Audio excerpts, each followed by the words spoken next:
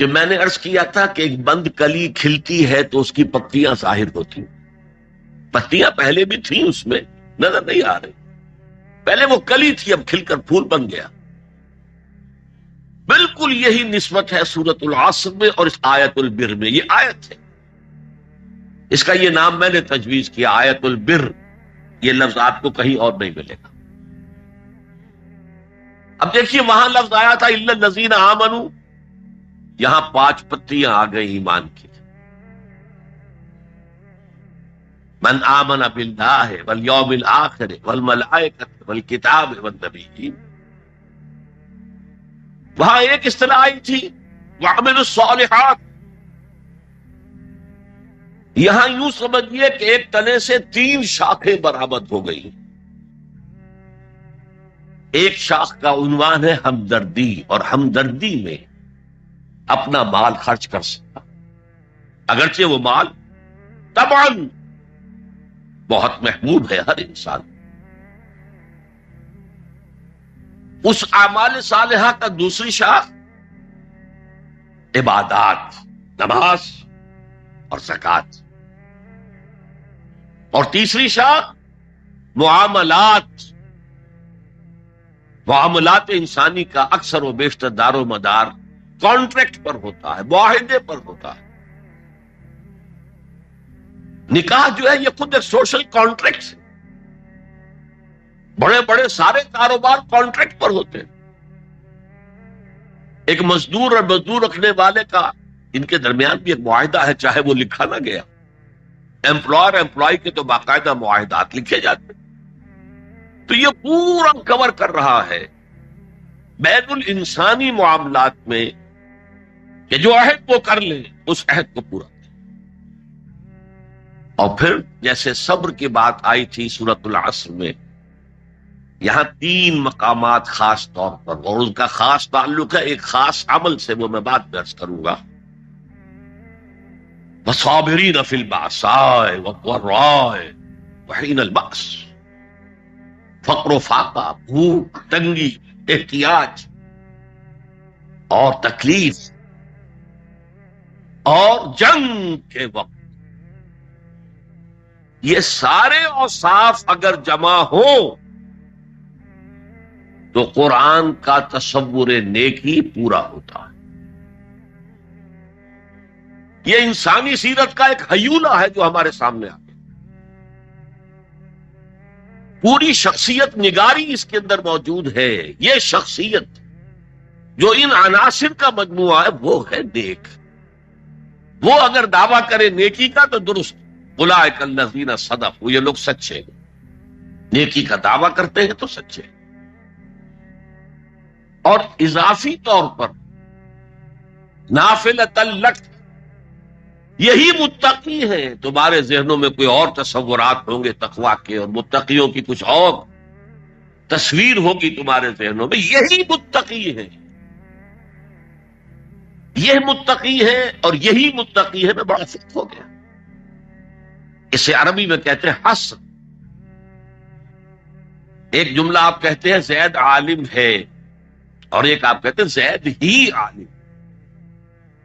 زید عالم ہے تو دوسروں کے عالم ہونے کا انکار نہیں ہے، اس میں نفی نہیں ہے، اور بھی ہو سکتے. زید ہی عالم ہے، یہ حصر کہ ان میں سے صرف زید عالم، صرف یہ لوگ ہیں کہ جو سچے ہیں، اور صرف یہ لوگ ہیں کہ جو متقی. تو آپ نے ایک رفع دیکھا جو میں نے کل عرض کیا تھا سورہ ہود کی آیت کے حوالے سے، کتاب احکمت آیاتہ ثم فصلت من لدن حکیم خبیر. اس کتاب کا یہ وصف ہے کہ اس کی آیات پہلے بہت محکم کی گئی، پختہ. چند الفاظ کے اندر معانی کا، ہدایت کا، حکمت کا، معرفت کا سمندر جو ہے وہ بند کر لیا گیا. پھر انہی کی آہستہ آہستہ تفصیل ہوتی ہے. یہ پہلی تفصیل ہے سورۃ العصر. دوسری بات یہ کہ آپ کے علم میں یہ بات آ گئی کہ اس آیت میں ایک خاص قسم کے تصور نیکی کی نفی کی گئی. لیس البر ان تولوا وجوہکم قبل المشرق والمغرب. اور اس کی نفی کے حوالے سے پھر نیکی کا جامع تصور پیش کیا. واقعہ یہ ہے کہ اس پر ایک مکمل کتاب قرآنی اخلاقیات، اس پر ایک مکمل کتاب لکھی جا سکتی. اس کو سمجھنے کے لیے اس پس منظر کو ایک بات سے پہلے ذہن میں بٹھا لیجئے. انسانوں میں نیکی کے بڑے مختلف بلکہ متضاد تصورات جو ہیں وہ پائے جاتے ہیں. پہلی بات تو بڑی اہم یہ ہے کہ برے سے برا آدمی بھی نیکی کے کسی نہ کسی کام کو سر انجام دے کر اپنے ضمیر کو مطمئن کرتا ہے. میں ڈاکہ تو ڈالتا ہوں لیکن بیواؤں اور غریبوں کی مدد بھی تو کرتا ہوں اپنے علاقے کے. میں فلاں کام تو کرتا ہوں لیکن فلاں مزار پر جا کر میں نے چادر بھی تو چڑھائی ہے، وہاں دیگ بھی تو پیش کی ہے. اس کی وجہ کیا ہے؟ ابھی جس چیز کا ذکر ہو رہا تھا ضمیر، کانشنس، یہ انسان کی باطنی شخصیت کا ایک بہت اہم جز ہے. ضمیر کا لفظ اس معنی میں قرآن میں نہیں آیا، لیکن قرآنی اصطلاح ہے نفس لوامہ، وہ نفس جو اندر سے ملامت کرتا. دیکھو تم نے جھوٹ بولا، تمہیں جھوٹ نہیں بولنا چاہیے. کسی اور نے ملامت کی یا نہیں کی، تمہارے اندر کوئی شے ہے جو ملامت کرتی. دیکھو تم نے فلاں شخص کا دل توڑ دیا، یہ اچھا کام ہے.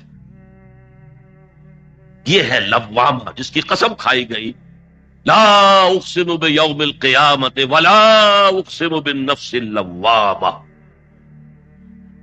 یہ نفس لوامہ ہر انسان میں ہے، اور جیسے ہمارے ظاہری وجود کے تقاضے ہیں، بھوک لگتی ہے، پیاس لگتی ہے، اسے کپڑے کی ضرورت ہے موسمی اثرات سے بچاؤ کے لیے، یہ جو مانوی شخصیت ہماری اندر ہے یہ بھی کچھ ڈیمانڈ کرتی.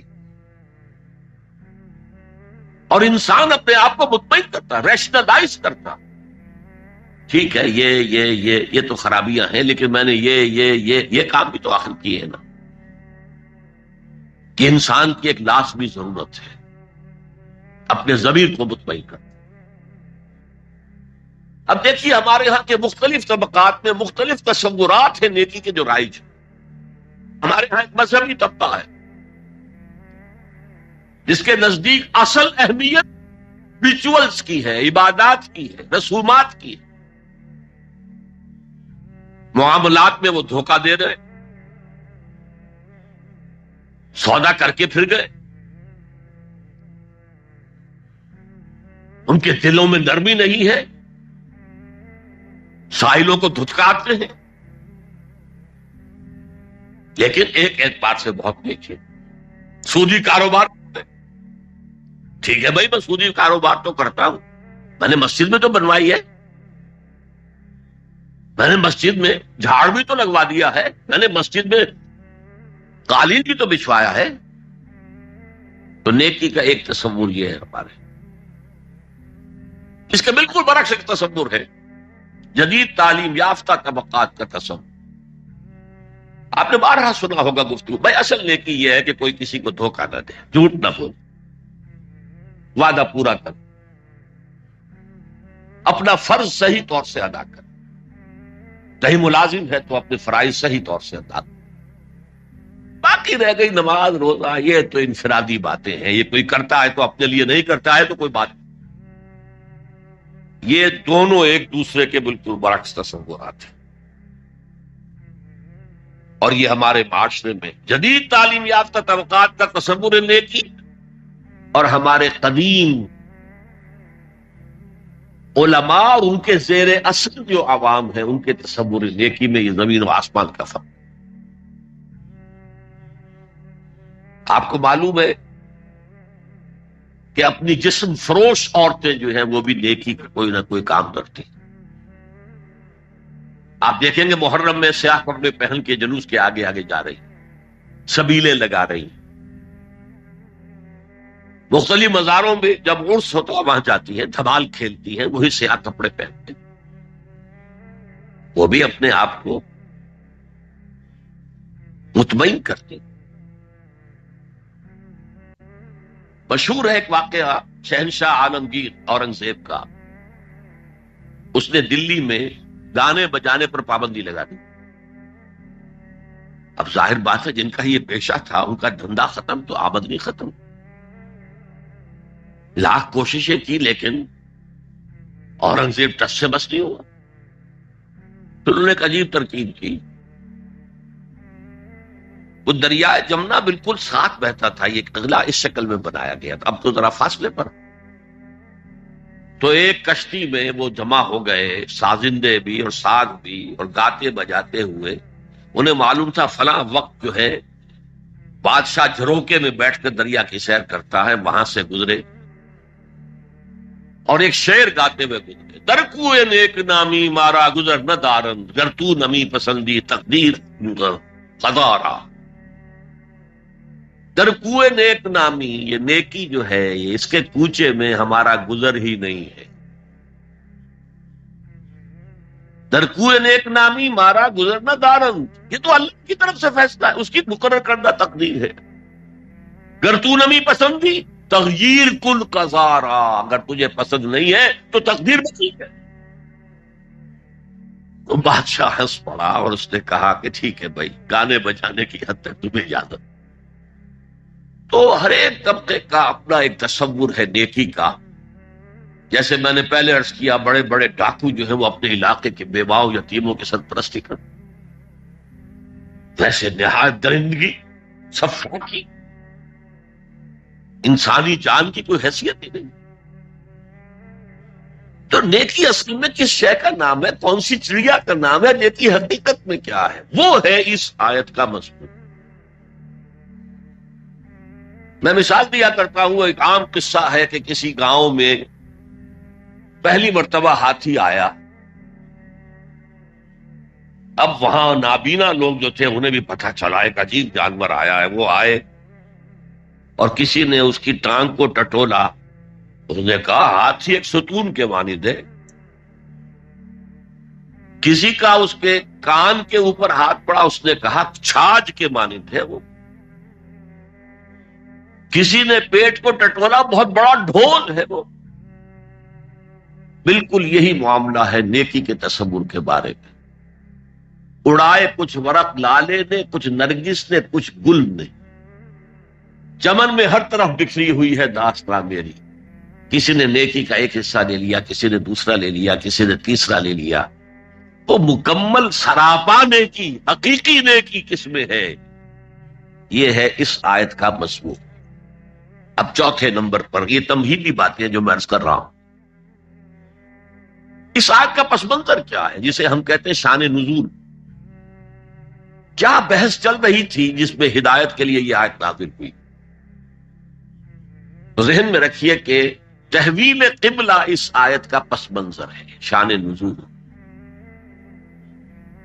آپ کو معلوم ہے مکے میں جب تک حضور رہے, آپ جب نماز پڑھتے تھے تو آپ جنوبی جانب کھڑے ہوتے تھے, یعنی رکن یمانی اور وہ کونا کہ جس میں حجر اسود نصب ہے, ان دونوں کے درمیان کھڑے ہوئے کعبے کی طرف رخ کیا. تو اسی رخ پر بیت المقدس بھی ہے. اسے کہتے استقبال قبلتین, دونوں قبلوں کا بیک وقت استقبال ہو گیا, رخ ہو گیا دونوں طرف, خانہ کعبہ کے بھی اور بیت المقدس کے بھی. مدینے میں آ کر تو یہ ناممکن ہے. اب اگر کعبے کی طرف رخ کرو گے تو بیت المقدس کی طرف پشت ہو جائے گی, وہ شمال میں ہے, یہ جنوب میں ہے. اگر بیت المقدس کی طرف رخ کرو گے تو کعبے کی طرف پیٹھ ہوگی.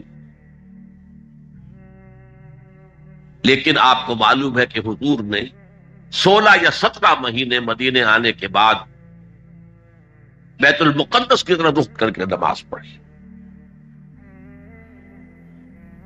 اب ایک شکل تو یہ ہے کہ یہ حضور کا ذاتی اجتہاد ہو اور اس کو اللہ نے تسلیم کر لیا ہو کہ ٹھیک ہے, یہ بھی ممکن ہے. اسے تقریر کہتے ہیں اصطلاح میں. حدیث کس چیز کا نام ہے؟ حضور کا قول یا فعل یا تقریر. پہلی دونوں چیزیں تو آپ جانتے, قول اور فعل. یہ تقریر کیا ہے؟ حضور کے سامنے کوئی کام کیا گیا اور حضور نے نہیں روکا، تو امپلائڈ ہے اس کے اندر کہ یہ کام حرام نہیں ہے، حضور کے سامنے ہوا ہے، آپ نے روکا نہیں۔ تو اگر یہ ذاتی اجتہاد تھا تو تقریر ہو گئی اس کی اللہ کی طرف سے، لیکن زیادہ غالب پہلو یہ ہے کہ یہ اللہ کے حکم سے حضور نے کیا، اور یہ حکم وحی خفی کے ذریعے سے آیا، اس لیے کہ قرآن مجید میں اس کا ذکر نہیں ہے کہ اللہ نے حکم دیا ہو کہ اے محمد صلی اللہ علیہ وسلم اب آپ اور آپ کے ساتھی بیت المقدس کی طرف رخ کر کے نماز پڑھے، یہ نہیں ہے۔ تو یہ وحی خفی، وحی جلی، وحی خفی، دو قسم کی وحیاں حضور کو ہوتی تھی۔ نبی کے لیے تو وحی خفی بھی وحی جلی کے اسی کے حکم میں ہے، لیکن عام آدمی کا کوئی ولی اللہ بڑے سے بڑا ہو، اس کی بھی اس کا کشف، اس کا الہام حجت نہیں ہے دین میں۔ بہرحال یہ شاید حضور کو اللہ نے وحی خفی کے ذریعے حکم دیا، اس کا ایک بہت بڑا سیاسی فائدہ ہوا حضور کو، اور وہ یہ کہ مدینے میں آ کر آپ کا واسطہ پڑا یہودیوں سے۔ وہ بہت منظم تھے، تعلیم یافتہ تھے، بہت کلچرڈ تھے، ان کے ہاں فقہا تھے، ان کے ہاں مفتی لوگ موجود تھے۔ اگر فوری طور پر تصادم یہود کے ساتھ ہو جاتا تو حضور کے قدم مدینے میں جمنا آسان نہ ہوتا۔ یہ جب آپ نے بیت المقدس کی طرف رخ کر کے نماز پڑھی تو یہودیوں نے سمجھا چلو کوئی بات نہیں ہے، تو ہمارے کیمپ فالوورز ہیں، ہمارے قبلہ کا رخ کر رہے، لہذا فوری طور پر ان کی طرف سے کوئی مخالفت وہ پیش نہیں آئی، اور اس 16 مہینے میں حضور کو اپنے قدم جمانے کا مدینہ منورہ میں پورا موقع ملا، بلکہ پہلے 6 مہینے اس میں جو ہے بہت ڈیسائسو ہے۔ 3 کام آپ نے 6 مہینے میں کیے ہیں تو بالآخر بہت ہی زیادہ فیصلہ کن ثابت ہو۔ نمبر 1 یہ کہ آپ نے مسجد نبوی کی تعمیر کر لی، اب یہی مرکز ہے، یہی درسگاہ ہے، یہی خانقاہ ہے، یہی پارلیمنٹ ہے، یہی دارالمشاورت ہے، یہیں سے فوجیں تیار کی جا رہی ہیں، یہی وفود آ کر پیش ہو رہے ہیں، بہرحال ایک مرکز مہیا ہو گیا۔ نمبر 2 یہ کہ مہاجرین میں اور انصار میں مواخات، ایک مہاجر ایک Ansari, they were declared brothers، یہ تھی انٹیگریشن آف دی سوسائٹی۔ اور تیسرا کام آپ نے یہ کیا اسی دوران میں، جس کا تعلق اس حکمت عملی کے ساتھ بہت گہرا بن جاتا ہے، کہ یہود کو جکڑ لیا ایک معاہدے میں، میثاق مدینہ، کہ اگر مدینے پر کوئی باہر سے حملہ آور آیا تو ہم سب مل کر واحد امت کی حیثیت سے مدینے کا دفاع کریں گے۔ جوائنٹ ڈیفنس آف مدینہ کا پیکٹ ہو گیا، اور یہ چیز بھی حضور کی کامیابی میں بہت فیصلہ کن ثابت ہے۔ تو اس اعتبار سے یہ تحویل قبلہ جب پھر ہوئی ہے، اور میں نے جو کہا تھا کہ اللہ نے ہی کوئی حکم دیا تھا وحی خفی کے ذریعے، وہ اس سے ثابت ہوتا ہے کہ نہ صرف بہت سے مہاجرین پر یہ بات شاخ گزر رہی تھی، خود حضور پر بھی شاخ گزر رہی تھی کہ میں پیٹھ کیے ہوئے ہوں کعبے کی طرف۔ چنانچہ قرآن مجید میں یہ آیا ہے قد نرا تقلب وجهك في السماء، اے نبی ہم آپ کے چہرے کا، نگاہوں کا آسمان کی طرف اٹھنا بار بار دیکھتے رہے، آپ منتظر تھے کہ وقت آئے، حکم آئے، وحی آئے اور میں رخ بدل دوں۔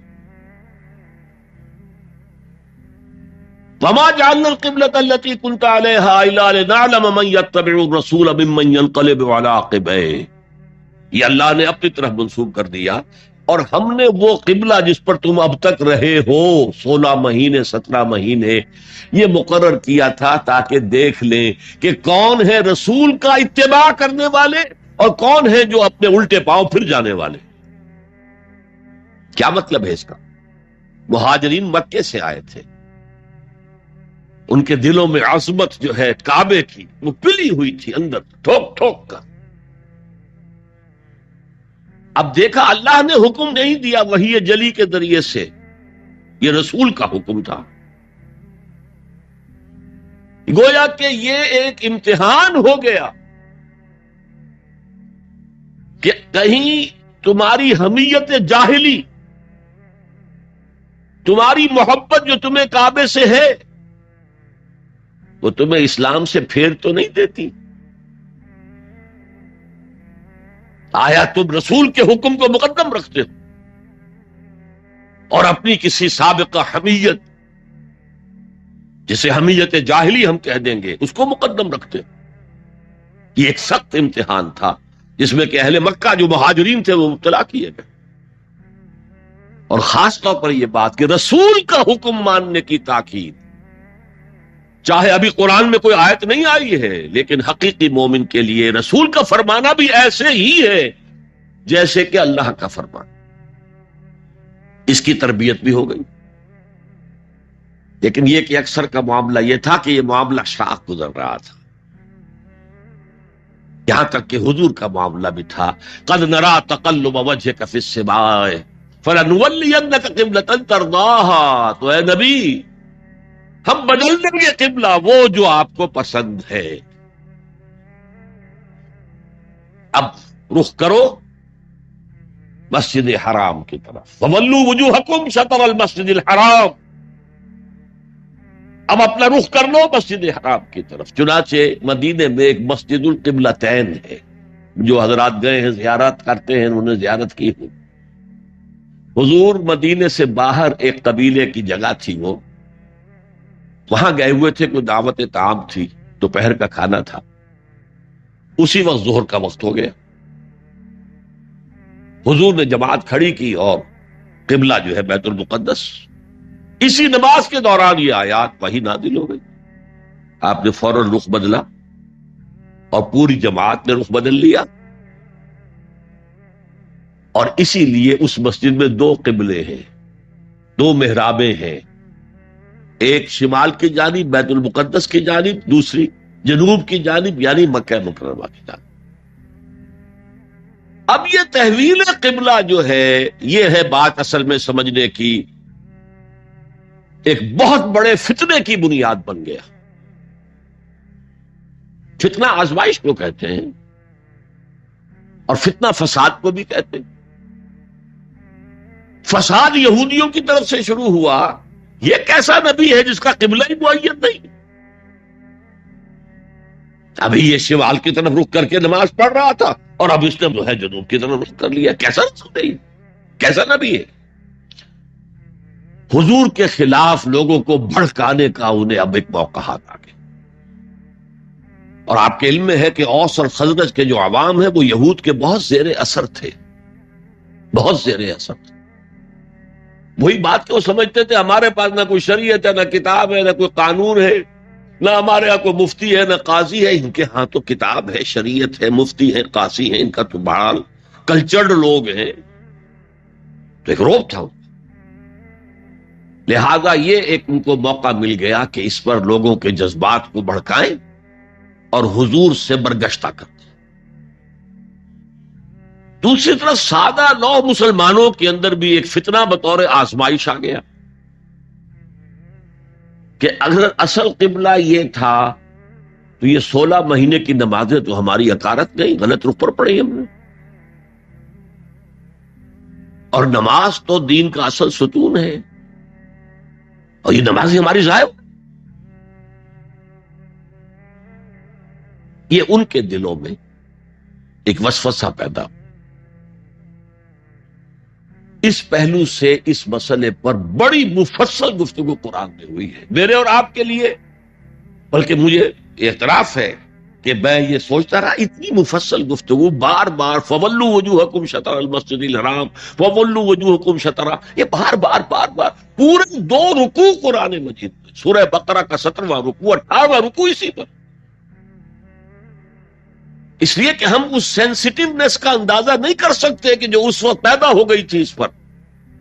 تحویل قبلہ پر یہ معمولی نہیں بات تھی، یہود نے سمجھ لیا تھا کہ اب معلوم ہوا یہ ایک نئی امت کا آغاز ہے، اس کا مرکز اب نیا بن گیا ہے۔ اب تک وہ سوچ رہے تھے کہ ہمارے ہی، چنانچہ ایک اور واقعہ ہوا تھا کہ یہ عاشورہ کا روزہ رکھتے تھے یہودی۔ حضور نے پوچھا کیوں رکھتے ہو 10ویں محرم کا روزہ؟ انہوں نے کہا کہ اصل میں ہمیں جو نجات ملی تھی فرعون سے، اور فرعون کو جو غرق کیا گیا تھا لاؤ لشکر سمیت، وہ 10 محرم کو ہوا تھا، ہم شکرانے کے طور پر روزہ رکھتے۔ حضور نے فرمایا کہ موسیٰ کے تو ہم تم سے زیادہ مستحق ہیں، لہذا مسلمانوں کو حکم دیا کہ تم بھی 10ویں محرم کا روزہ رکھا کرو۔ اب یہ چیزیں ایسی تھیں کہ جس سے وہ پیسیفائڈ تھے ایک طرح سے، کہ نہیں یہ کوئی نئی چیز نہیں ہے، یہ ہمارے کیمپ فالوورز، بلکہ حضور نے فرمایا تم 2 روز کا روزہ رکھو، 9ویں محرم کا بھی 10ویں کا۔ بہرحال اس پر جو ایک تشویش ہوئی ہے، اس تشویش کو دور کرنے کے لیے 2 رکوع 17واں 18واں رکوع 2 رکوع پورے کے پورے اسی بحث پر مشتمل ہیں۔ اور اس کے علاوہ اب میں مثال دوں کہ میرا ایک ہاتھ یوں ہے، ایک ہاتھ یوں ہے، بیچ میں میرا جسم ہے، تو اس بحث کا جسم جو ہے وہ تو وہ 2 رکوع ہیں، رکوع 17واں 18واں، لیکن ادھر دور پہلے ایک آیت آ گئی تھی جس نے زمین ہموار کی، للہ المشرق والمغرب فینما تولوا فثم وجہ اللہ۔ 2 رکوع پہلے، مشرق و مغرب سب اللہ کے ہیں، جدھر بھی رخ کرو اللہ کا رخ ہے۔ قبلے کا مطلب یہ تو نہیں ہے کہ اللہ اس سمت میں محدود ہے، معاذ اللہ، اللہ کا رخ، اللہ تو مشرق میں ہے، مغرب میں ہے، شمال میں ہے، جنوب میں ہے، فوق میں ہے، تحت میں ہے، ہر جگہ ہے۔ للہ المشرق والمغرب فینما تولوا فثم وجہ اللہ، مشرق و مغرب سب اللہ کے ہیں، جدھر بھی تم رخ کرو گے وہ اللہ کا رخ ہے۔ یہ ایک تمہید ہو گئی تھی۔ اس کے بعد ایسے وہاں جا کر عجیب سا محسوس ہوتا ہے کہ یہاں تو کوئی سیاق و سباق تو تھا نہیں، یہ آیت کس حوالے سے آئی ہے؟ اصل میں اس بحث کے لیے تمہید وہاں سے شروع کر کے بات چھوڑ دی گئی، اور پھر 2 رکوع آگے جو ہے وہ یہ آیت آ گئی کہ اگر ابھی کوئی ریزیڈول ایفیکٹ باقی ہے تو اب ان سے کہا جا رہا ہے سخن شناس نئی دل برا خطائی جاست۔ لوگوں تم بات نہیں سمجھتے، سخن شناس نہیں ہو اے میرے محبوب، دل برا سخن شناس نئی دل برا خطائی جا، خطا یہاں ہے، تم جسے اصل نیکی سمجھ بیٹھے ہو، ریچول ظاہری شکل، وہ اصل نیکی نہیں ہے، وہ کل نیکی نہیں ہے۔ نیکی تو اصل میں ایک روح ہے جو پورے وجود میں سرایت کرتی ہے، ایک بالکل مختلف انسان وجود میں لاتی ہے، ایک پورا مختلف کردار وجود میں لاتی ہے۔ نیکی تو حقیقت میں وہ ہے، جیسے کہ ہمیں معلوم ہے نماز کا ایک ظاہر ہے، فقہ اس سے بحث کرے گی، لیکن اصل نماز آپ کو اللہ کی حضوری کا شرف حاصل ہوا، کچھ حضور قلب میسر آیا، کوئی خشوع و خضوع ہوا، کوئی اللہ کے ساتھ مخاطبت اور مکالمے کی صورت پیدا ہوئی؟ کیا تم نے جب سجدہ کیا تو محسوس کیا کہ تم نے اپنے رب کے قدموں پر اپنا سر رکھ دیا ہے؟ اگر یہ نہیں ہے تو ٹھیک ہے، فقہی نماز ادا ہو گئی، اصل نماز تو ادا نہیں، نماز کی روح تو تم نے نہیں پائی۔ تو ہر شے کا ایک ظاہر ہے اور ایک اس کی روح ہے، باطنی روح۔ ہم اپنی مجبوری سے ظاہری ہی بات کو دیکھ سکتے ہیں، روح تو ہماری نگاہوں کے سامنے ہے نہیں، جس کا نتیجہ یہ نکلتا ہے کہ صرف ظاہر ہی ظاہر رہ جاتا ہے، روح کی طرف توجہ ہی نہیں ہوتی۔ اور یہی سب سے بڑا الزام، سب سے بڑی تنقید حضرت مسیح کی تھی یہودیوں پر، تم مچھر چھانتے ہو اور سموچے اونٹ نکل جاتے ہیں. ظاہری معاملات میں، فقہی معاملات میں بحثیں ہو رہی ہیں، مفصل بحثیں ہو رہی ہیں، اور کفر کے فتوے لگ رہے ہیں. تم نے اگر یہ کر دیا تو یہ ہو گیا، اور سموچے اونٹ نکل رہے ہو. حرام کاموں میں تم ملوث ہو، سود تم لے رہے ہو. یہ ہے کہ تمہارا معاملہ سارا کا سارا دین کے ظاہر سے رہ گیا. اور یہ جو فرمایا کہ تمہاری مثال ان قبروں کی سی ہے جن کے اوپر تو سفیدی کر رکھی ہے لیکن اندر گلی سڑی ہڈیوں کے سوا کچھ نہیں. روح دین سے تم ناآشنا ہو چکے ہو، محبت خدا بندی تم میں نہیں ہے، لیکن ظاہر پرستی ہے، مظاہر پرستی ہے، ریچولزم ہے. تمہارا دین یہ بن کر رہ گیا. آج ہمارے ہاں بھی صورتحال مختلف نہیں ہے. میں عرض کر چکا ہوں، سب سے بڑا طبقہ ہمارے ہاں ظاہر بات ہے کہ جو ہمارے علماء کے زیر اثر ہے، اور وہ فقہاء ہیں. اور فقیہ کا کام ہی ہے کہ وہ ظاہر سے بحث کرے، باطن سے تو بحث نہیں کر سکتا. لہذا ریچولز ہی ریچولز رہ گئے ہیں. حقیقی روح ہر شے کی ختم ہو چکی. رہ گئی رسم اذاں روح بلالی نہ رہی، اور فلسفہ رہ گیا تلقین غزالی نہ رہی. نماز و روزہ و قربانی و حج یہ سب باقی ہے، تو باقی نہیں. اب آئیے اس پر غور کیجئے. جو میں نے عرض کیا تھا لیس البر، اب زبر اور پیش میں زمین و آسمان کا فرق ہو جاتا ہے. لیس البر ہوتا جیسا کہ ہے سورہ بقرہ میں آگے جا کر، لیس البر ان تاتوا البیوت من ظہورها.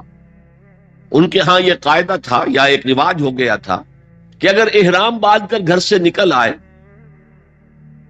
اور اب کسی ضرورت سے گھر جانا پڑا، دروازے سے نہیں داخل ہوں گے، ایک دفعہ احرام باندھ کے نکل آئے، اب کیسے جائیں واپس؟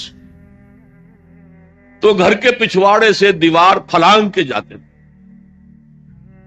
تو وہاں کہا یہ کوئی نیکی نہیں ہے. لیس البر ہوتا تو اس کا مطلب ہوتا صرف سے کوئی نیکی نہیں ہے، یہ تو ہمارا من گھڑت ایک خیال. لیس البر یہ خبر ہے جسے مقدم کیا گیا، اور اس کا مفہوم اب ہو گیا حصر کا. کل نیکی یہ نہیں ہے، یعنی نیکی کا ظاہر بھی ضروری ہے. یہ نہ سمجھو کہ نماز کا ظاہر کوئی معنی نہیں رکھتا. طہارت حاصل ہوئی ہے یا نہیں ہوئی ہے، وضو صحیح ہوا ہے یا نہیں ہوا ہے، جو پانی استعمال کیا تھا وہ بھی پاک تھا کہ نہیں تھا، یہ ساری چیزیں ضروری ہیں. دین کا ظاہر بھی ضروری ہے. یہ نہ نفی کیجئے کہ ان فقہا کا کیا ہے، ظاہر ہی کو لیتے ہیں. ہمارے ہاں بعض جو ہے انتہا پسند جو ہے، جو ملنگ ٹائپ صوفی ہوتے ہیں، ایک تو حقیقی کوئی صوفی ہوں، ایک ملنگ تھا، وہ ان تمام چیزوں کو چھوڑ بیٹھ. جیسے میں نے آپ کو شعر سنایا تھا اور اختلاف بھی کیا تھا، مولانا روم نے کچھ زیادتی کی ہے، سختی کی ہے، انداز بیان اچھا نہیں ہے کہ ماز قرآن مغزہ برداشتیں استخاں پیش سگاں انداختیں. ہم نے قرآن سے اس کا اصل مغز جو ہے وہ کشید کر لیا ہے، ہڈی کا گودا ہم نے کھینچ لیا، اب ہڈی خالی ہمیں پھینک دی. یہ ہمارے صوفیہ میں سے بعض کا طرز عمل رہا ہے جو غلط ہے. نہیں، ظاہر بھی اہم ہے، ظاہر بھی نیکی ہے. صلو کما رأیتمونی اصلی، نماز پڑھو اسی طرح جیسے مجھے دیکھتے ہو کہ میں نماز پڑھتا ہوں. ظاہر بھی کنفرم کرنا چاہیے اس کے ساتھ، لیکن اصل شے نماز میں توجہ ہے، انابت ہے، خشوع ہے، خضوع ہے، حضور قلب ہے. لہذا یہاں ترجمہ ہوگا کل نیکی یہی نہیں ہے کہ تم اپنے چہرے مشرق اور مغرب کی طرف کرو. یہ تو ظاہر ہے. اور اس میں مجھے غالب کا شعر یاد آ رہا ہے، قبلے کو اہل نظر قبلہ نما کہتے ہیں، ہے پرے سرحد ادراک سے اپنا مسجود. جسے ہم سجدہ کر رہے ہیں وہ تو ہمارے ادراک اور شعور اور وہم اور خیال اور تصور اور تخیل سے وراء الورا وراء الورا وراء الورا ہے، پرے سرحد ادراک سے اپنا مسجود. قبلے کو اہل نظر قبلہ نما کہتے ہیں. یہ کعبہ تو قبلہ نما ہے. بہرحال اب اس کی نفی کرتے ہوئے، جزوی نفی، کلی نفی نہیں ہے، لیس البر، کل نیکی یہ نہیں ہے کہ تم اپنے چہرے مشرق اور مغرب کی طرف کر لو، ولکن البر، بلکہ نیکی اس کی ہے، یہاں پر بھی اب لفظ محذوف ہے، ولکن البر بر من آمن باللہ والیوم الآخر، نیکی تو حقیقت میں اس کی ہے۔ اس میں آگے بڑھنے سے پہلے مجھے یاد آیا کہ میں بر کے مفہوم پر بھی کچھ گفتگو کر لوں۔ بر کسے کہتے؟ بہت عمدہ باتیں جو ہے پہلے کہی ہیں۔ بر اور بر یہ دونوں مادہ تو ایک ہی ہے، بحر و بر۔ جب تک انسان سمندر میں رہتا ہے، آج کا تو خیر تصور نہ کیجئے، پہاڑوں جیسے جو ہے پہاڑ سمندر میں چل رہے ہوتے، عام حالات میں کوئی اس کے ادھر ادھر جو ہے کوئی ہچکولے محسوس نہیں ہوتے، لیکن پرانے زمانے کے سمندر کا تصور کیجئے تو ہر وقت وہ ہے آدمی غیر مطمئن ہوتا تھا، اسی وقت کچھ ہو سکتا ہے، ہچکولا آ رہا ہے، ادھر سے آ رہا ہے، ادھر سے آ رہا ہے، تو دل میں ایک خوف سا رہتا تھا، ایک بے چینی سی رہتی تھی، عدم تحفظ کا ایک احساس رہتا تھا۔ بر پر، خشکی پر آتے ہی اطمینان ہوں گے۔ تو یہ اصل میں انسان کے باطنی اطمینان کے لیے، جو ابھی آپ نے فرمایا کہ نیکی وہ ہے کہ جس کو کر کے تمہیں خوشی حاصل، اور فتویٰ اپنے دل سے لے لیا کرو، ما حاک فی صدرک، جو کچھ تمہارے سینے کے اندر جو کچھ جس سے خدبد ہو جائے، جس سے بے چینی ہو جائے، وہ اسم ہے، وہ گناہ ہے۔ الاسم ما حاک فی صدرک وکرہت ان یطلع علیہ، اور گناہ وہ ہے کہ جس کے بارے میں تمہیں یہ پسند نہ ہو کہ لوگوں کو اس کی اطلاع ہو، وہ گناہ ہے۔ اس میں بھی مجھے جیسے انگریزی کی ایک نظم کا سٹینزا جو ہے یاد آیا تھا، art is long and time is fleeting, دوڑا جا رہا ہے یہ وقت، and our hearts though stout and brave still like muffled drums are beating funeral marches to the grave۔ اپنے دل کی ہر بیٹ کے ساتھ ہم اپنی قبر سے قریب سے قریب تر ہوتے جا۔ اسی طرح کی ایک نظم ہے، بڑی پیاری نظم ہے، charities that soothe and heal and bless are scattered over the feet of men like flowers۔ وہ بھلائیاں، وہ نیکیاں، وہ خدمت خلق، charities which soothe and bless and heals، دل کے اوپر مرہم سا رکھا جاتا ہے نیک کام کر کے، دل کو خوشی ہوتی ہے نیک کام کر کے۔ Charities that soothe and heal and bless are scattered over the feet of man like flowers۔ یہ تو ان پھولوں کے مانند ہے جو انسان کے قدموں میں پڑے ہوئے ہیں، جس کو چاہے اٹھا لے، جو چاہے اٹھا لے۔ No mystery is here, no special boon for the high and not for the low۔ The smoke ascends as high from the hearth of a humble cottage as from that of a haughty palace۔ دھواں اٹھتا ہے تو ایک کٹیا میں جو چورا جل رہا ہے اس سے بھی اٹھے گا تو جائے گا اوپر، اور محل کا کوئی بہت بڑا کچن ہے تو اس سے بھی اٹھے گا تو اوپر جائے گا۔ لہذا یہ غریب اور امیر کا فرق نہیں ہے، ہر شخص اس نیکی میں سے حصہ لے سکتا ہے۔ تمہارے پاس ایک روٹی تھی، تم نے آدھی دے دی کسی مانگنے والے کو، تمہارا حصہ ہو گیا، بہت بڑا حصہ ہو۔ اور کسی بڑے امیر آدمی نے 150 جو ہے مسکین کو کھانا کھلا دیا، وہ اس کے قریب بھی نہیں آ سکے گا اجر و ثواب کے اعتبار سے اس شخص کے کہ جس کے پاس ایک ہی روٹی تھی اور اس نے آدھی دے دی۔ تو بر جو ہے حقیقت، لیس البر ان تولوا وجوہکم قبل المشرق والمغرب ولکن البر من آمن باللہ والیوم الآخر والملائکۃ والکتاب والنبیین۔ میں بھی ایک زمانے میں اس پر کچھ متردد سا ہوتا تھا، کچھ سوچتا تھا کہ یہ نیکی کا تعلق تو ہم عمل سے سمجھتے ہیں، یہاں ایمان کی بحث کی کیا ضرورت ہے؟ ایمان تو ایک باطنی حقیقت ہے، نیکی جو ہے وہ ایک ظاہری خارجی حقیقت ہے، لیکن پھر سمجھ میں آیا کہ اصل نیکی وہ نیت ہے جس کے ساتھ وہ کام کیا جا رہا ہے۔ اگر خیرات بانٹی جا رہی ہے، جھگیوں میں جا کر میلے کچیلے بچوں کو گود میں لے کر اپنی سفید اشکروں کو بھی خراب کیا جا رہا ہے، اور معلوم ہے کہ یہ اس لیے کر رہا ہے کہ آئندہ الیکشن میں کھڑا ہونا ہے، تو کوئی ہے جو کہے گا کہ یہ نیکی ہو رہی ہے؟ کام تو بظاہر بڑی نیکی کا کام ہے۔ نیکی کے لیے شرط اول اللہ پر ایمان ہے،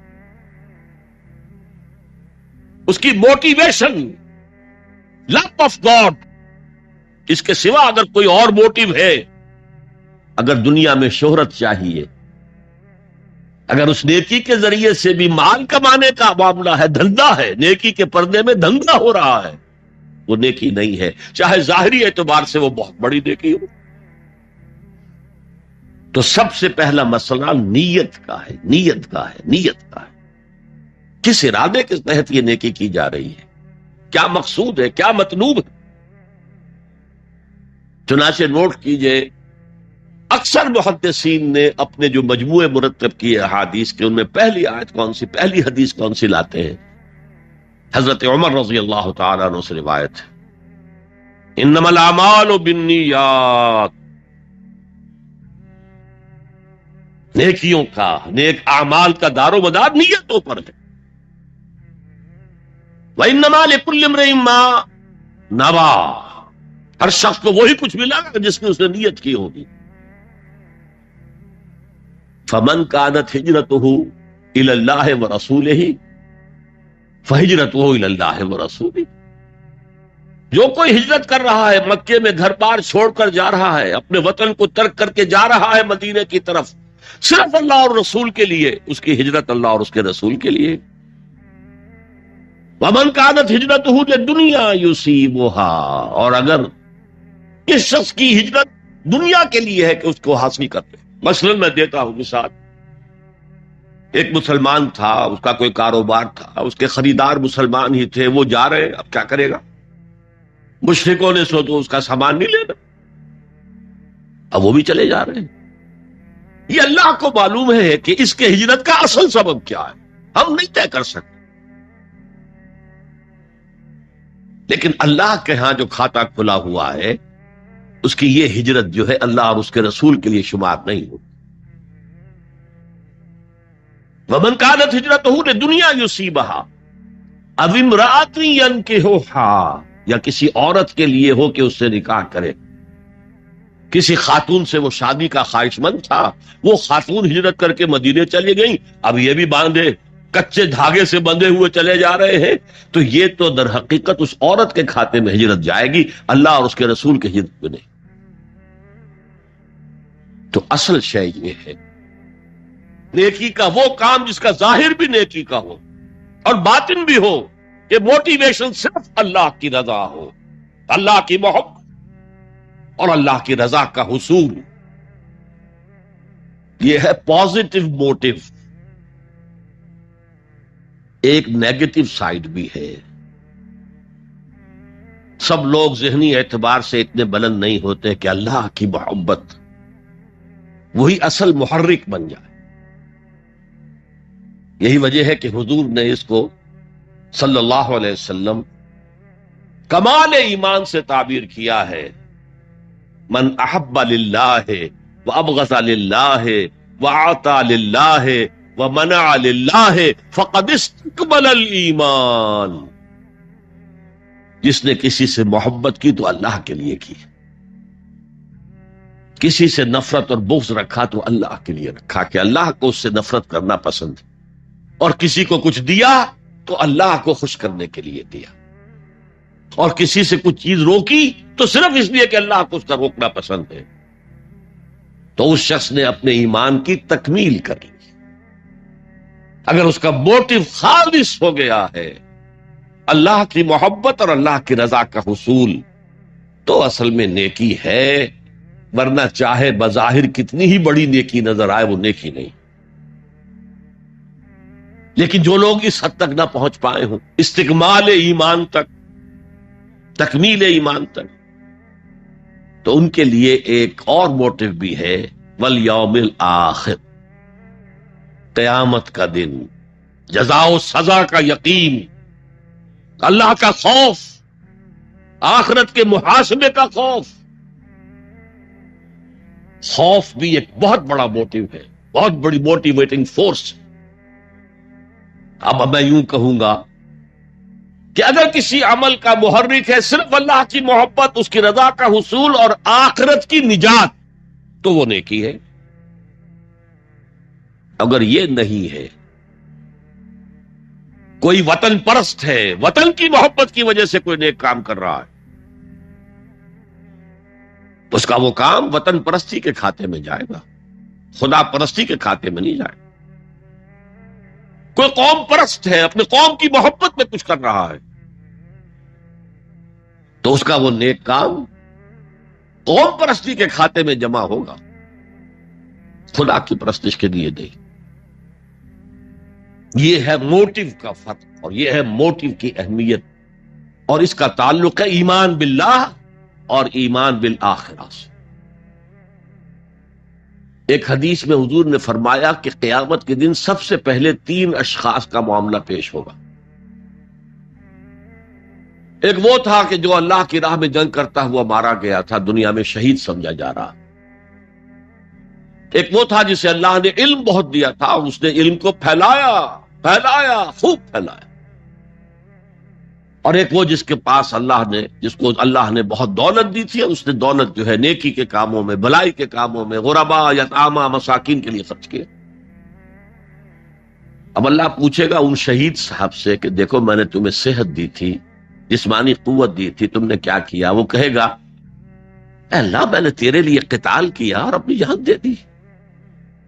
اللہ فرمائے گا کذبتا، تو نے جھوٹ بولا. انک قد قاتلت لأن یقال جریء، تو نے تو یہ جنگ میں حصہ لیا تھا اس لیے کہ تیری شجاعت کا ڈنک بج جائے، تیری جرت کی شہرت ہو جائے. وقد قیلا، وہ کہا جا چکا، اب یہاں تمہارے لیے کچھ نہیں ہے. اور فرشتوں کو حکم ہوگا اور اوندھے منہ گھسیٹتے ہوئے اس کو جہنم میں ڈال دیں. یہی حشر ہوگا اس عالم کا، تو نے وہ نیکی کا کام کیا تھا. لأن یقال عالم، کہا جا چکا دنیا میں، ڈنکا بج چکا تمہاری شہرت کا.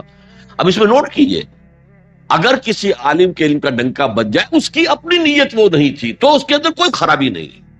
یہاں معاملہ نیت کا ہے. اگر نیت یہ ہو کہ میرے علم کی شہرت ہو جائے، میرے ہاتھ چومے جائیں،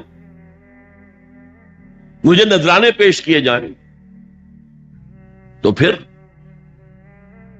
وہی حشر اس کا ہوگا کہ اوندھے منہ گھسیٹ کر جہنم میں ڈال دیا جائے. یہی حشر اس سخی کا ہوگا جس نے سخاوت کی تھی، جس کی سخاوت کے ڈنکے بج گئے تھے، اس کا بھی یہی حشر ہوگا. تو انما الاعمال بالنیات، اور یہاں نیکی کی بحث میں سب سے پہلے ولکن البر بر من آمن باللہ والیوم الآخر.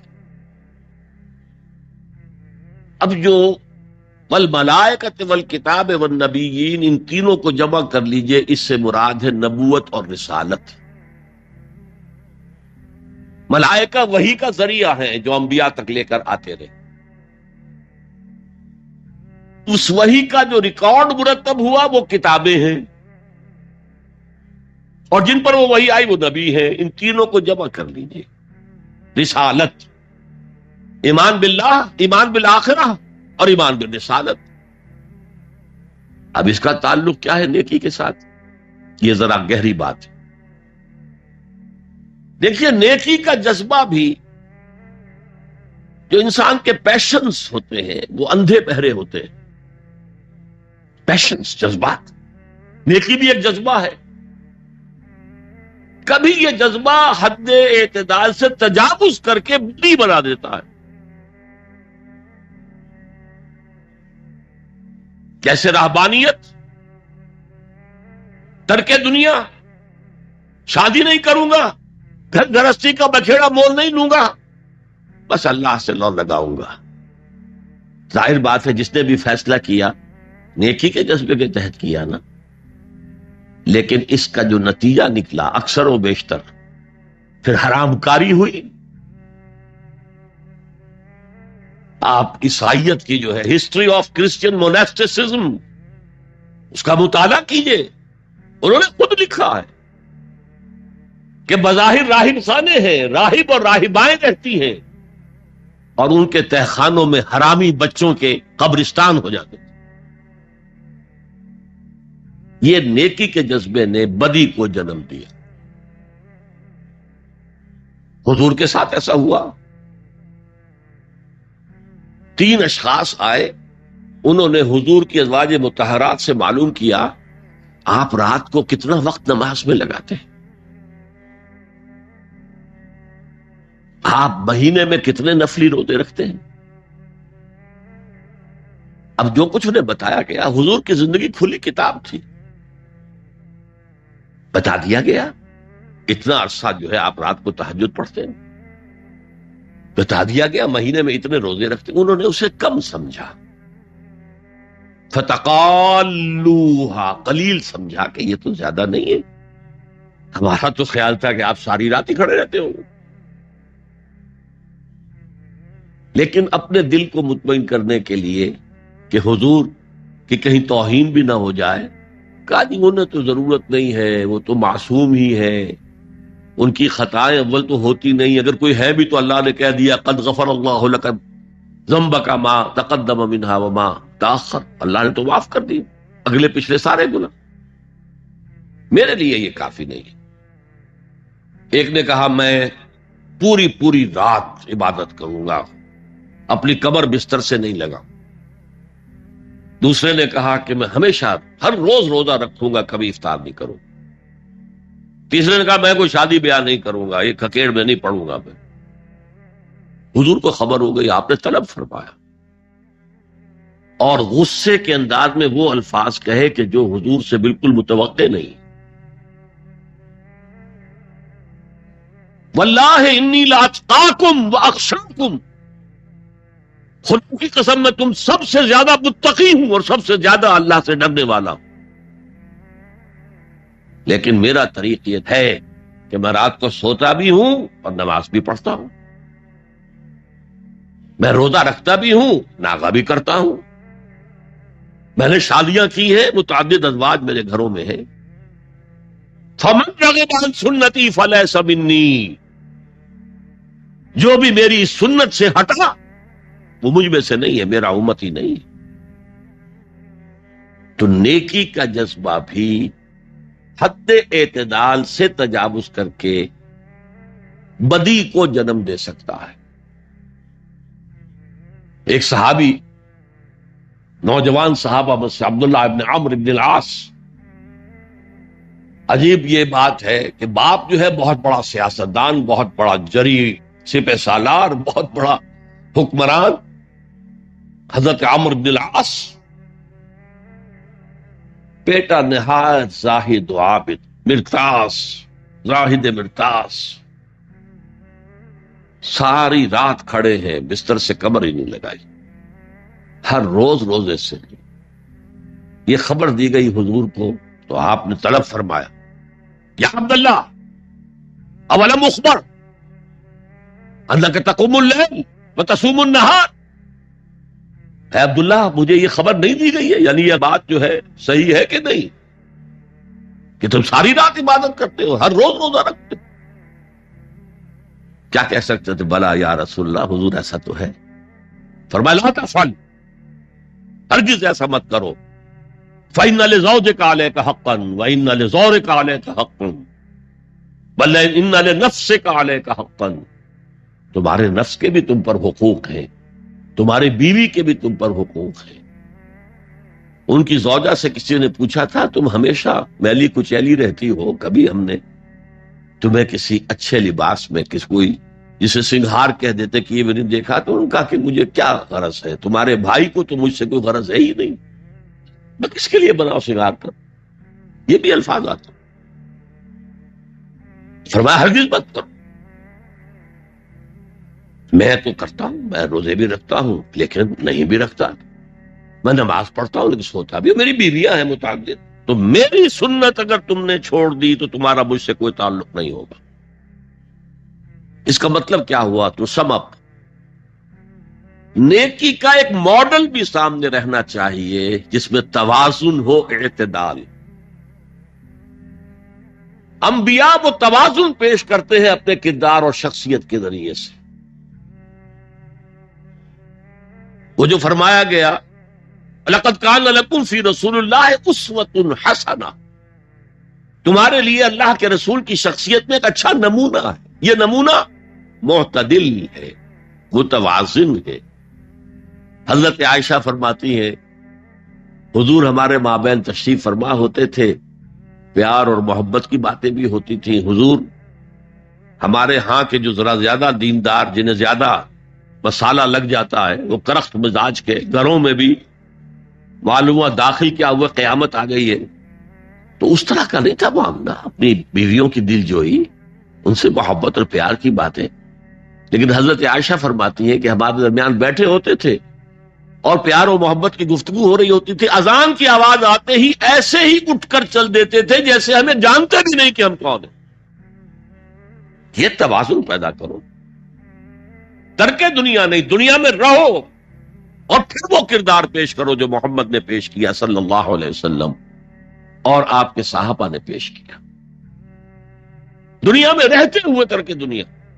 ترک دنیا اس معنی میں دنیا مقصود نہ بن جائے، مطلوب نہ بن جائے. لا مقصود الا اللہ، لا مطلوب الا اللہ، لا محبوب الا اللہ. تو یہ ہے اس نیکی کی بحث میں ایمان بالرسالت کا معاملہ. اب آگے چلتے ہیں. وآت المال علی حبہ، اور دیتا ہے وہ اپنا مال، یا دیا اس نے اپنا مال اس مال کی محبت کے باوجود، علی الرغم. جن حضرات نے ترجمہ کیا ہے کہ اللہ کی محبت کی وجہ سے ہی، اللہ کی محبت میں وہ مال دیتے ہیں، یہ غلط ہے. جو بحث ہو چکی ہے، موٹیویشن تو ان کی درست ہو گئی، ایمان باللہ، ایمان بالآخرہ سے. اب آگے اس کے تکرار کی ضرورت نہیں ہے. اور عربی میں کسی کی محبت میں کوئی شے آئے تو فی یا لام آئے گا. علی آتا ہے مخالفت کے لیے، علی الرغم. مال محبوب ہے، کس کو نہیں؟ زین للناس حب الشہوات من النساء والبنین والقناطر المقنطرة من الذهب والفضة والخیل المسومة والانعام والحرث. انسان کی سرشت کو اللہ سے زیادہ جاننے والا کون ہے؟ وہ فرما رہا ہے، سورہ آل عمران کی آیت ہے، مزین کر دی گئی ہے انسانوں کے لیے محبت بیویوں کی، بیٹوں کی، اور ڈھیروں مال کی، سونے کی اور چاندی کی، اور گھوڑے وہ کہ جو پیڈگری والے ہوں اور جو بہت اعلیٰ نسل کے ہوں، خیل المسومہ، نشان زدہ گھوڑے، اور مال ہو، بھیڑیں بکریوں کے گلے ہوں، اور گائے اور بیل ہوں. اور یہ ساری چیزیں محبوب ہیں.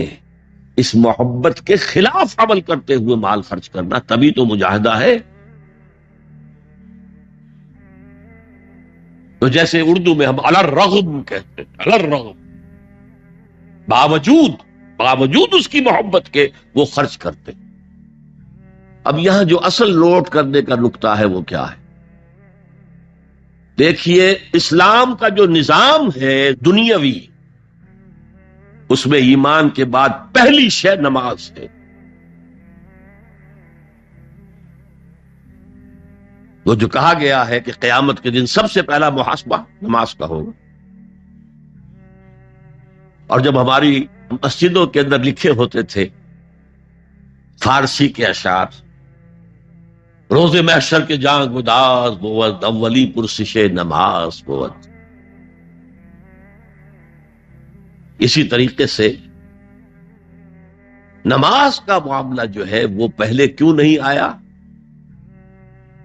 نماز کا بعد میں آ رہا ہے. آت المال علی حبہ ذوی القربى والیتامى والمساکین وابن السبیل والسائلین وفی الرقاب کتنا دور لے گئے، وَأَقَامَ الصَّلَاةَ وَآتَى الزَّكَاةَ.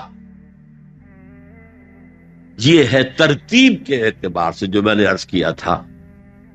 یہاں عنوان کیا ہے؟ یہاں نیکی کی حقیقت عنوان ہے، اس کی روح ایمان ہے، اور اس کا ظاہر، اس میں سب سے پہلے انسانی ہمدردی، اور اس ہمدردی کی بنا پر وہ مال جو بہت محبوب ہے خرچ کرنا. درد دل کے واسطے پیدا کیا انسان کو، ورنہ طاعت کے لیے کچھ کم نہ تھے کروبی. اگر یہ نہیں ہے تو کچھ نہیں. حضور نے فرمایا من یحرم الرفق فقد حرم الخیر کلہ. جو شخص دل کی نرمی سے محروم ہو گیا وہ کل کے کل خیر سے محروم ہو گیا. کسی کو دکھ میں دیکھو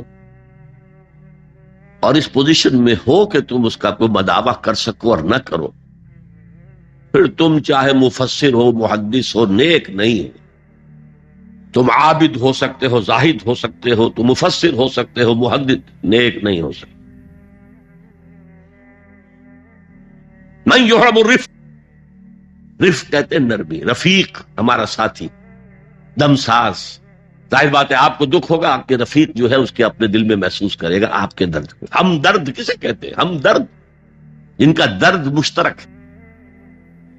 ہم عصر، ایک زمانے کے لوگ، ہم جماعت، ایک جماعت میں پڑھنے والے. ہم درد، خنجر چلے کسی پہ تڑپتے ہیں ہم امیر، سارے جہاں کا درد ہماری جگر میں ہے. اگر یہ رفق نہیں ہے، اگر یہ ہمدردی نہیں ہے، اگر کسی کو دکھ میں دیکھ کر آپ تڑپ نہیں اٹھتے، اگر اس کی مدد کرنے پر قادر ہو اور نہیں کرتے، تو کل خیر سے محروم. پڑھ جاؤ نمازیں اور تہجدیں، کچھ حاصل نہیں ہو. اس پر جو آخری آیت قرآن کی ہے، لن تنالوا البر حتى تنفقوا مما تحبون، اس سے زیادہ کیٹیگوریکل سٹیٹمنٹ اور کیا چاہیے.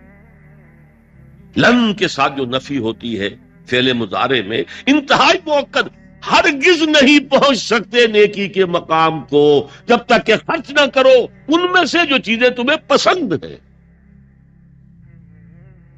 قمیض پھٹ گئی ہے، بوسیدہ دے دو کسی کو، یہ نہیں ہے خیرات صدقات، بلکہ جو تمہیں محبوب ہو. لن تنالوا البر، بر کے مقام تک نہیں پہنچ سکتے. پھر میں کہہ رہا ہوں عابد ہو سکتے ہو، زاہد ہو سکتے ہو، علم کا معاملہ ہے، محدث ہو سکتے ہو، مفسر ہو سکتے ہو، فقیہ ہو سکتے ہو، مفتی ہو سکتے ہو، سب کچھ ہو سکتے ہو. قرآن مجید کی روح سے نیک نہیں کہلا سکتے. فآت المال علی حبہ. اب اس میں جو ترتیب میں نے کہا تھا، الاقرب فالاقرب، الاقرب فالاقرب، سب سے پہلے ذوی القربیٰ. اور اس میں اکثر و بیشتر ہم سے کوتاہی ہوتی. دور دراز کے لوگوں کے ساتھ نیکی ہو رہی ہے، سگے بھائی کی بیوہ اور یتیم بچے جو ہیں وہ محروم ہیں. انہوں نے اس وقت یہ کر دیا تھا، یہ کر دیا تھا. ظاہر بات ہے کہ رشتہ داروں سے تو شکایتیں ہوتی ہیں، یہ تو ہمیشہ ہمارے مخالف رہے ہیں جی، ان کی ہم کیسے مدد کریں. اگر تو اللہ کے لیے دینا ہے تو پہلا حق ان کا. من احب للہ وابغض للہ واعطى للہ ومنع للہ، اللہ کے لیے دیا ہے اگر تو اپنے اس نفس کے جو انتقام کا جذبہ ہے اس کو کچلو، اور جس کا سب سے پہلا حق ہے اس کو پہنچاؤ. حق بحقدار رسید. ذوی القربى والیتامى، جو بے سہارا رہ گئے، باپ کا سایہ نہ رہا. والمساکین، مساکین کسے کہتے ہیں؟ مسکنت کہتے ہیں کم ہمتی. آپ کو معلوم ہے آج کل ایک مرض کہلاتا ہے نیورستھینیا. آدمی دیکھنے میں ہٹا کٹا ہے، صحت مند ہے، لیکن اندر سے اس کی کوئی ہمت ایسے جواب دے گئی ہے کچھ کر ہی نہیں سکتا. وہ ہے مسکین. اسی لیے جو فرمایا گیا یہودیوں کے لیے ضربت علیہم الذلۃ والمسکنہ، ذلت کے معنی بھی کمزوری، اور مسکنت کم ہمت ہی، ہمت ختم ہو گئی. تو جو اپنے پاؤں پر نہیں کھڑا رہ سکتا اس وجہ سے کہ اس میں وہ ہمت کم ہو گئی ہے، وہ بھی مستحق ہے۔ وابن السبیل اور مسافر، پرانے زمانے میں آپ کو معلوم ہے نہ سرائیں تھیں، نہ کچھ اور تھا، نہ ہوٹل تھے، پھر اگر کہیں راستے میں چوری ہو گئی، ڈاکہ پڑ گیا، تو آدمی جو ہے گھر میں خود ہے، کفیل ہے، اچھا ہے۔ اس وقت کی حالت ایسی ہو گئی۔ ہمارے یہاں بیگرز نے اسی کو ایک بہت بڑا بہانہ بنایا ہوا، جی میں آیا تھا وہاں سے اور یہاں سے اور میری جیب کٹ گئی، سب کچھ چلا گیا، اب مجھے واپس جانے کے لیے کرایہ چاہیے۔ اکثر و بیشتر جھوٹے کیسز ہوتے ہیں۔ اگر آپ کسی کو پکڑ لیں اور ساتھ لے کر کہیں تحقیق کراؤ تو وہ بھاگ جائے گا، پھر نہیں آئے گا اس مسجد۔ لیکن یہ کہ ابن السبیل یہ بھی ایک کھاتا ہے۔ والسائلین، یہ ذرا تفصیل طلب معاملہ ہے۔ اسلام کی تعلیم بڑی متوازن ہے۔ ایک طرف سوال کی مذمت ہے، مت اپنا دستے سوال دراز کرو کسی کے سامنے۔ جو شخص ہاتھ پھیلاتا ہے مانگنے کے لیے، وہ اپنی عزت نفس کو ہتھیلی پر رکھ کر آپ کے سامنے پیش کرتا ہے، اور آپ کھو کر مار دیتے ہیں اس کی عزت نفس۔ مانگو اللہ سے، اللہ کسی کے دل میں ڈالے تمہاری ضرورت پوری کر سکتا ہے، بغیر اس کے کہ تم کسی کے سامنے دستے سوال دراز کرو۔ تو سخت مسمت ہے، اور خاص طور پر بیگری جو ایک انسٹیٹیوشن بن گیا ہے، ایک پیشہ بن گیا ہے، وہ تو اسلام کی تعلیمات کے منافی ہے۔ اور جس طرح کی ہم خیرات بانٹتے ہیں، 5 روپے کا نوٹ دے رہے ہیں مانگنے والوں کو مسجدوں کے باہر، سمجھ رہے ہیں ہم نے حاتم طائی کی خبر کو لات مار دی، حالانکہ حقیقت میں آپ انسٹیٹیوشن آف بیگری کو سپورٹ کر رہے ہیں۔ کسی ایک کو لے لو، آؤ چلو مجھے اپنا گھر دکھاؤ، مجھے بتاؤ تم واقعی اس قابل ہو یا نہیں ہو، اور پھر اس کی مدد کریں، لمسم کریں۔ پھر وہ 5 روپے نہیں، ایسی دیں کہ وہ کچھ اپنے پاؤں پر کھڑا ہو سکے۔ میں نے 1 روپیہ نہیں کہا، کہ 1 روپیہ تو اب کوئی شے نہیں رہی، لیکن یہ کہ 5 روپے کا نوٹ بھی آپ نے تقسیم کرنے شروع کر دیے، یہ کیا ہے؟ والسائلین وفی الرقاب، لیکن دوسری طرف سائل کو جھڑکنا نہیں ہے۔ اما سائل فلا تنہر، جھڑکو نہیں۔ اچھا بھائی نہیں، معاف کرو، میرے پاس اس وقت آپ کی مدد کے لیے کچھ نہیں، میں کچھ نہیں کر سکتا۔ تو ان دونوں کے درمیان اصل میں معاملہ ہونا چاہیے، بلکہ یہاں تک بھی فرمایا سائل کو ضرور دو، چاہے وہ گھوڑے پر سوار ہو کر تمہارے دروازے پہ آیا، کیا پتا اس کی واقعی الجھن کیا ہے۔ تو سوال کی مذمت اور سائل کو جھڑکنے کی ممانعت، حتی الامکان خالی ہاتھ نہ لوٹاؤ، اس نے اپنی عزت نفس اپنی ہتھیلی پر رکھ کر تمہاری سامنے پیش کر دیا، اسے ٹھوکر نہ پاؤ۔ لیکن جیسا کہ میں نے عرض کیا، یہ انسٹیٹیوشن آف بیگری جو ہے یہ ایک علیحدہ شے ہے، بالکل اس کا اس سے کوئی تعلق نہ سمجھیے۔ وفی الرقاب، رقاب جمع ہے رقبہ، گردن، فک رقبۃ او اطعام فی یوم ذی مسغبۃ یتیما ذا مقربۃ او مسکینا ذا متربہ۔ فک رقبۃ، کسی کی گردن چھڑا دینا۔